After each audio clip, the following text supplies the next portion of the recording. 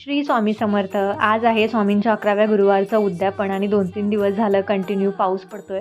पण आज काहीही करून मठामध्ये गेलंच पाहिजे, कारण ज्या काही उद्यापनाच्या गोष्टी आहेत त्या आपल्याला कराव्याच लागणार आहेत. उद्यापनाच्या दिवशी खरं तर घरी तुम्ही मुलांना जेवायला घालू शकता, आजूबाजूच्या लोकांना जेवायला घालू शकता, सुवासिनींना जेवायला घालू शकता. पण नुकतंच आम्ही या घरामध्ये शिफ्ट झालो आहे, त्यामुळे इकडे फारशा लोकांची ओळख नाही आहे आणि त्यामुळेच कोणालाही मी घरी जेवायला न बोलवता जो काही नैवेद्य आहे, जो काही प्रसाद आहे, तो मी घेऊन स्वामींच्या मठात जाणार आहे आणि तिकडे सर्वात अगोदर स्वामींना नैवेद्य दाखवणार आणि त्यानंतर जे काही तिकडे लोकं असतात, त्या लोकांना जो आहे तो प्रसाद वाटणार.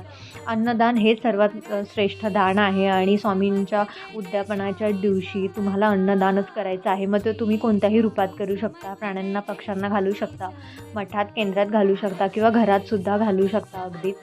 तर आज पुरणपोळीचाच नैवेद्य करायचा. बाकी जे काही तुम्हाला वाटतंय ते सुद्धा सर्व तुम्ही करू शकता. लाडू स्वामींना खूप आवडतात, तेही करू शकता. ह्याच्या पुढचा भाग मी एक उद्या किंवा परवा नक्की तुमच्यासोबत शेअर करेन.